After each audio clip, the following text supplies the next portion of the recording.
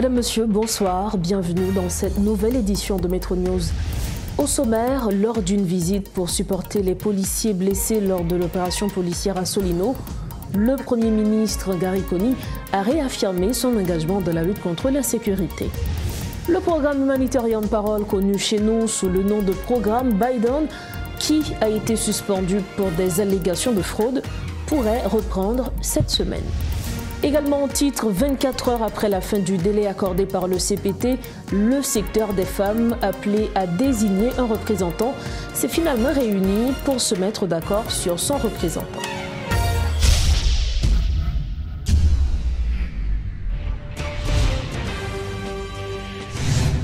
Bienvenue au développement des titres de l'actualité. Comme annoncé, accompagné du directeur de la PNH, le Premier ministre Gary Conille s'est rendu à l'hôpital Bernard Meuse où il a été visiter les agents du SWAT blessés lors de l'opération menée à Solino.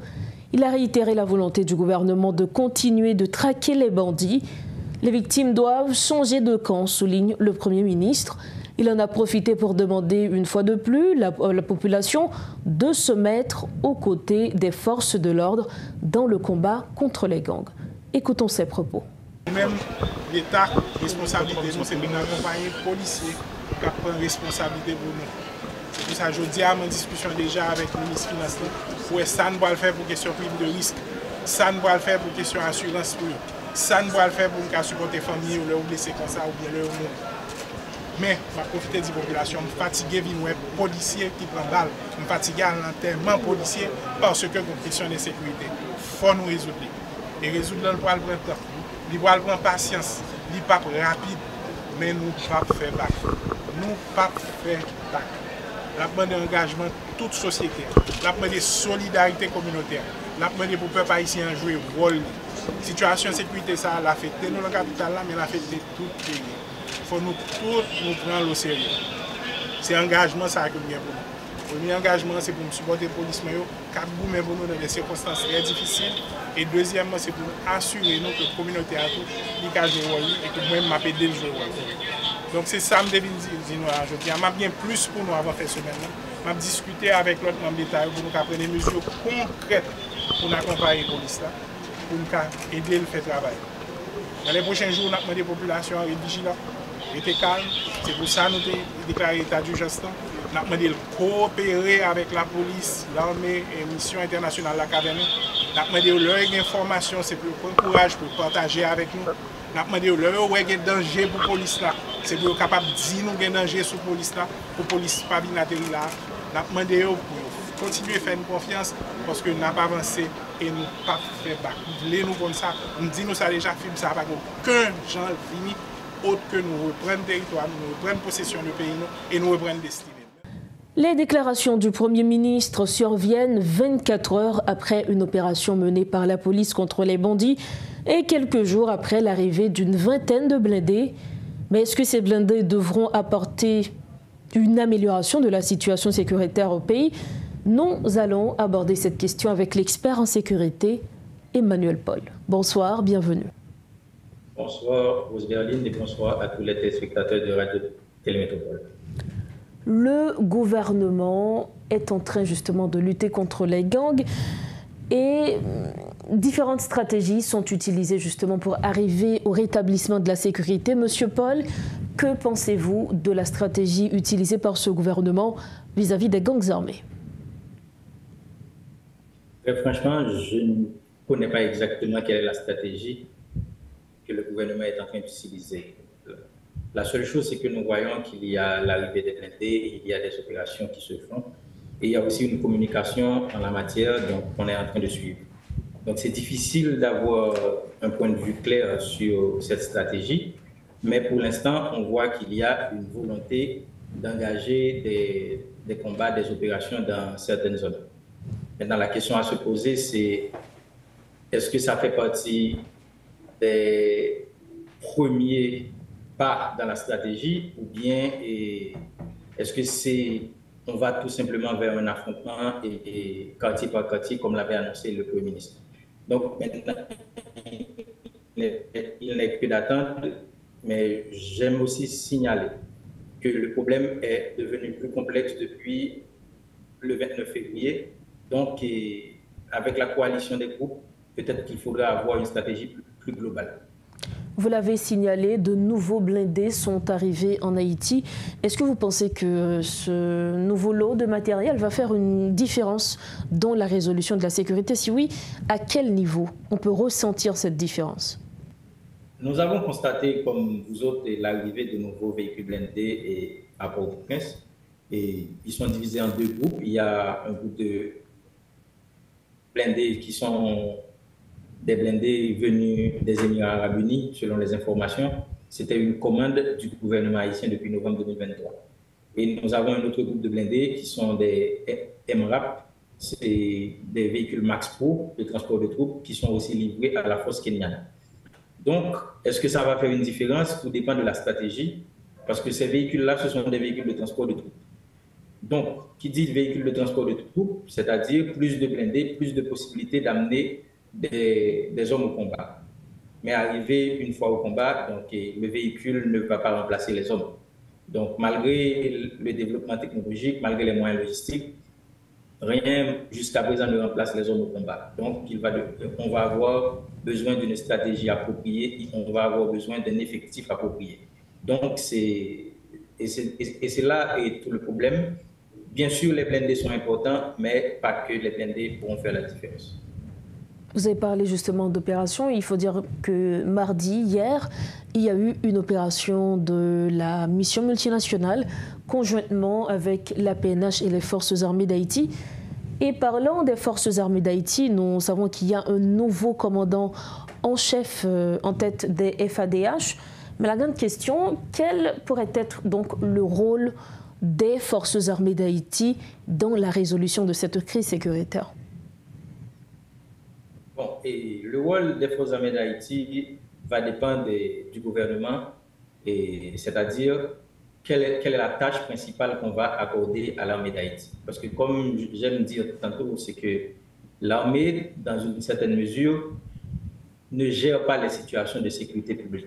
Mais comme nous sommes dans une situation exceptionnelle et qu'il y a des territoires qui sont occupés par des groupes armés, je ne sais pas quelle est la mission qu'on va donner à l'armée. Est-ce que l'armée va faire la consolidation? Est-ce que l'armée va gérer les périmètres? Ou bien est-ce que l'armée va participer dans les pénétrations? Tout ça, ça dépend du concept d'opération, ça dépend du rôle que le gouvernement va donner à cette armée. Mais de manière générale, l'armée est responsable de la sécurité des frontières et aussi des menaces externes.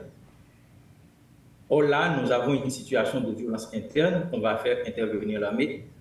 Il faut vraiment avoir des règles d'engagement, un concept d'opération bien défini pour éviter des bavures, pour éviter aussi des problèmes de coordination, parce qu'on parle là de deux forces différentes et qui, dans une certaine mesure, ne sont pas habitués à travailler ensemble. Je ne sais pas si avec le temps, s'ils vont s'accommoder, mais tout cela doit dépendre de la stratégie. Tout cela doit dépendre du concept d'opération, quel est le rôle que va jouer chaque entité. Les forces armées d'Haïti, la police nationale et la mission kenyane.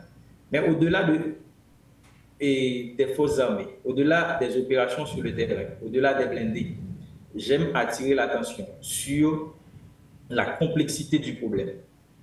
C'est un problème aussi complexe doit avoir des solutions ou bien des mesures très appropriées pour le gérer. Et quelles devraient être ces mesures rapidement, M. Paul? Je répète souvent qu'un problème qui est à la fois historique, politique, sociologique, mais aussi d'ordre géopolitique, donc doit être abordé avec froideur, doit être abordé avec hauteur. Donc, on ne résout pas un problème aussi complexe avec quelques véhicules blindés et quelques fusils d'assaut. On ne résout pas un problème aussi complexe. Ainsi, merci infiniment à vous, Monsieur Emmanuel Paul. Merci à vous aussi et merci à tous les téléspectateurs qui nous écoutent. Merci encore. Voilà avec nous Monsieur Emmanuel Paul, expert en sécurité. Il était l'invité de Métro News ce soir. Avec lui, on a parlé sécurité. Merci de votre fidélité. Toujours dans ce chapitre, suite à cette opération menée conjointement par la PNH, les forces armées d'Haïti et les policiers kenyans à Solino faisant des blessés dans les rangs de la police nationale, une équipe de métropole a visité cette zone. Rodolphe Pierre-Louis est sur le plateau avec nous pour plus de détails. Rodolphe Pierre-Louis, bonsoir. Bonsoir Rose, bonsoir à toutes et à tous. Alors, suite à l'opération d'envergure menée mardi par la mission multinationale, la PNH et également les forces armées d'Haïti, vous étiez à Solino ce mercredi justement, vous êtes descendu dans ce quartier, théâtre d'affrontement jusqu'ici. Décrivez-nous l'atmosphère, Rodolphe Pierre-Louis. Disons que justement, on s'est rendu là-bas aujourd'hui, donc ce n'était pas prévu, mais vu la situation, on était à Nazon.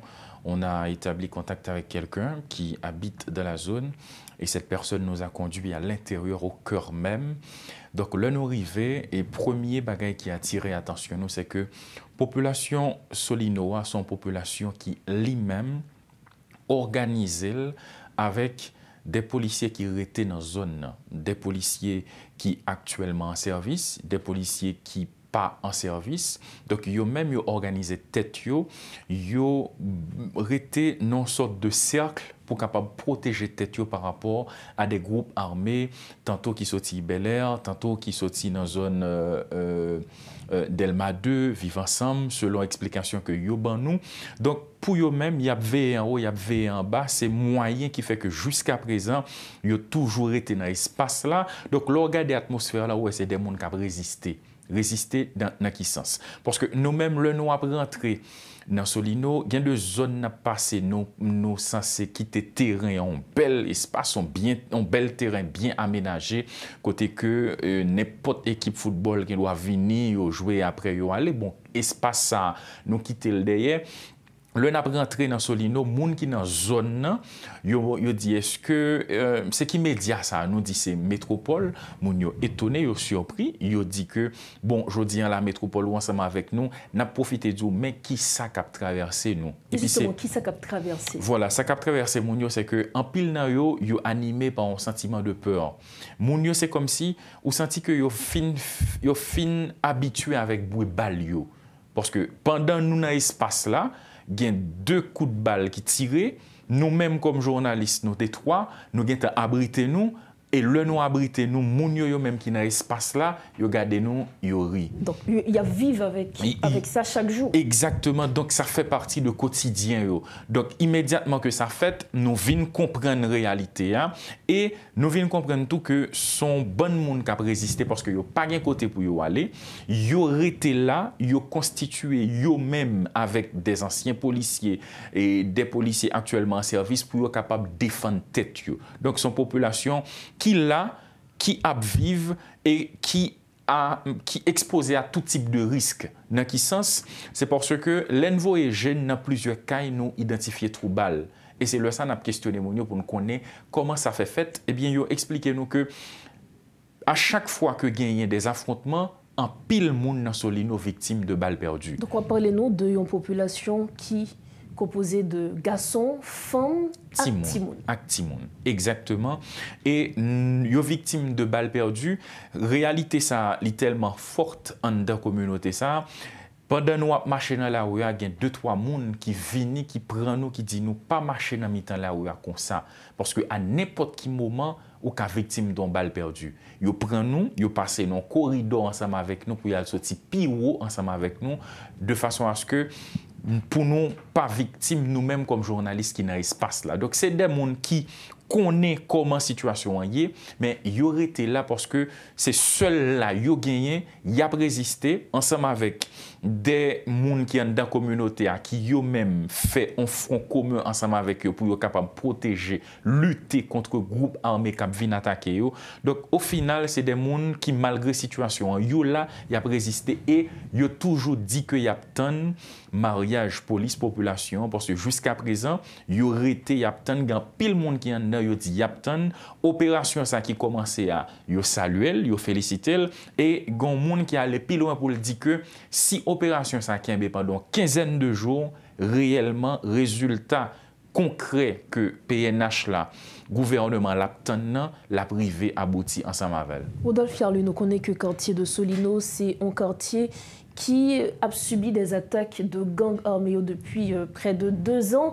Est-ce que l'on ensemble avec le monde qui vit dans le quartier, ça a expliqué pour qui ça, son quartier qui est si convoité par les gangs, notamment par la coalition de Vivre Ensemble? Justement, nous avons expliqué nos réalités. Il faut dire que dans l'espace côté nous avons montré nous 2 espaces qui face à face. Il y a une qui est Fonds National, un espace dans le quartier Solinois qui est Fonds National, espace ça, nous avons abandonné déjà. Maintenant, c'est l'autre espace qui vient face pour face avec Fonds National, c'est espace ça lui-même qui était là toujours, qui a résisté. Et le nom a demandé Mounio ça fait ça. Mounio dit nous que Solino sont zone qui stratégique. Stratégique dans quel sens? Immédiatement que groupe armé ta gen la même mise, yo ta prend Solino, li a représente un danger imminent pour Delma, à savoir Delma 17, Delma 19, Delma 32, Delma 40B, et yo même monté piro pour yo dit même nous-mêmes qui dans Delma 75, 77, Delma 52, là il y a un danger pour nous-mêmes. C'est ça que fait, yo dit que zone ça, c'est ça que fait groupe armé yo pas vle bay vague. Ne parlons pas également de la Lunazon. La Lunazon, donc immédiatement que Solino, ti espace qui rete, ti communauté qui rete cap résister, immédiatement que groupe armé yo arrivé prendre, donc c'est tout voie yo, toute l'autre zone yo, Delma, majorité zone qui dans Delma, donc yo même tout yo exposé à même danger. Donc c'est ça qui fait que des anciens policiers qui parlent ensemble avec nous, qui disent nous que sont zone stratégique liée, yo même qui là y a tant concours PNH là pour capable continuer à résister, mais tout yo pas vle bay vague parce que immédiatement que yo ta bay vague, mais qui danger le représenter et yo souligner tout que il y a un pile monde qui pas conscient de ça. Grand pile monde qui juste dit que Solino, son petit quartier, son petit zone comme ça, voilà, yo même qui dans l'autre localité tant que Delma, yo même qui l'a lu, qui Pétionville, yo pas senti concerné par ça qu'a fait là. Pourtant c'est pas ça. Réalité c'est que immédiatement que Solino prend donc zone Delma, li met rangé col selon ça expliquer nous, ça ancien policier ça expliquer nous, zone Delma li exposé et nèg yo a gen contrôle Delma. Il y a un ancien policier qui même cité des entreprises, qui dit nous que il y a des entreprises qui sous Delma, groupe armé, ont un plan pour eux. Les citer, moi-même, je me réserve le droit de donc liciter des entreprises pour dire que immédiatement que yo t'apprend Solino, entreprise ça yo, groupe armé yo, tout gain contrôle yo et à n'importe quel moment y a envahi yo parce que selon lui-même yo gain plan déjà pour entreprise ça yo. Donc mais ça fait que danger zone Solino, ils sont zone stratégique pour groupe armé yo et immédiatement que yo t'apprend donc danger a li imminent et yo tout profiter dans son appel à autorité étatique et autorité gouvernementale pour faire connaître que ba yo concours vin aider yo parce que yon moun ka a mépriser Solino parce que son quartier populaire mais ils sont zone stratégique pour groupe armé yo par rapport à toute l'autre zone yo. SOS donc pour les habitants du quartier de Solino. Rodolphe Fiarlu, merci infiniment. Un plaisir. Voilà, avec nous notre collaborateur Rodolphe Fiarlu. Avec lui, nous avions dépeint la situation au niveau du quartier de Solino. Autre point de l'actualité, les mouvements de femmes ont annoncé le nom de leurs représentants au Conseil électoral provisoire. Marie-Rebecca Guillaume a obtenu 5 voix et a été désignée par le secteur des femmes parmi 5 candidats. Pour clore la page nationale de Métro News, 3 ans après, l'Office de la protection du citoyen organise une cérémonie d'hommage en mémoire du feu bâtonnier Montferrier d'Orval. L'occasion pour des membres de la Bazoche de continuer d'exiger que lumière soit faite sur ce dossier. Déjà 3 ans, l'affaire traîne devant la justice, ce que déplorent à l'unanimité les avocats. Le protecteur du citoyen Renan Yedouville en a profité pour dénoncer la situation dans laquelle se trouve l'appareil judiciaire et demander aux autorités étatiques de jouer leur rôle. En ce 28 août 2024, qui marque le 4e anniversaire de l'assassinat du bâtonnier de l'Ordre des avocats de Port-au-Prince, on est en train de parler de ce grand homme, de cette figure historique de ce personnage qui restera toujours vivant. Le commissaire du gouvernement, après avoir été saisi du rapport d'enquête de la DCPJ, a déféré le dossier au cabinet d'instruction. Au moins 4 personnes ont été arrêtées pour leur implication présumée dans cette affaire. À date, si j'ai bonne mémoire, 4 magistrats instructeurs ont travaillé sur l'instruction de l'affaire. Les 3 premiers se sont dessaisis pour cause d'absence, comme on dit, de moyens matériels et de sécurité. Et ce qui est un constat, c'est qu'on enregistre une lenteur dans ce dossier et une lenteur qui traduit bien évidemment l'absence de volonté pour son aboutissement. C'est l'occasion pour nous de faire des recommandations. Et la première recommandation, nous croyons fermement qu'il faut faire appel à des experts concernant ce dossier. Le pouvoir central, le CSPJ, les 2 instances doivent faciliter le renforcement de la collaboration entre le parquet et le tribunal dans la conduite de l'instruction. On doit aussi assurer la sécurité, disons mieux, la protection de toutes les personnes témoins susceptibles de fournir des informations ou encore assurer la sécurité et la protection de tous ceux et celles qui font le plaidoyer pour justice pour le professeur Dorval. Engager les poursuites contre les personnes engagées de près ou de loin dans l'assassinat du bâtonnier. Et enfin, prendre des dispositions pour traiter le problème des lenteurs injustifiées enregistrées dans le système judiciaire, dans la perspective, bien évidemment, de combattre le phénomène de l'impunité, car, chers amis, sans l'éradication de l'impunité, il n'y aura ni paix, ni progrès dans notre pays. Nous sommes au terme de cette édition de Métro News. Avant de partir, le rappel des principaux titres. Lors d'une visite pour supporter les policiers blessés lors de l'opération policière à Solino, le Premier ministre Gary Conille a réaffirmé son engagement de la lutte contre l'insécurité. Le programme Humanitarian Parole, connu chez nous sous le nom de programme Biden, qui a été suspendu pour des allégations de fraude, pourrait reprendre cette semaine. Et puis, 24 heures après la fin du délai accordé par le CPT, le secteur des femmes appelé à désigner un représentant s'est finalement réuni pour se mettre d'accord sur son représentant. Voilà ce qui met fin à cette édition de Métro News. Merci infiniment à vous téléspectateurs de votre attention. Restez branchés Métropole. Bonsoir.